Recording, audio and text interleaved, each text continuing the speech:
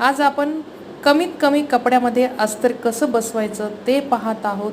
आणि जर तुम्हाला 80 सेंटीमीटर जर अस्तर लागत असेल तर तिथे या पद्धतीने जर तुम्ही अस्तर जर ठेवलं आणि ब्लाऊज कट केलं तर तुम्हाला 75 सेंटीमीटरमध्येच तुमचं ब्लाऊज असं अतिशय छान असं ढगळ बसल्या जातं। तर तुम्ही या पद्धतीने कटिंग जर केली तर नक्कीच तुमचं अस्तर कमी जरी असेल तरी तुम्हाला ब्लाऊज परफेक्ट म्हणजे अस्तर बसल्या जाते आणि ब्लाऊज पण परफेक्ट होतं। तर तुम्ही या पद्धतीने अस्तर जोडा।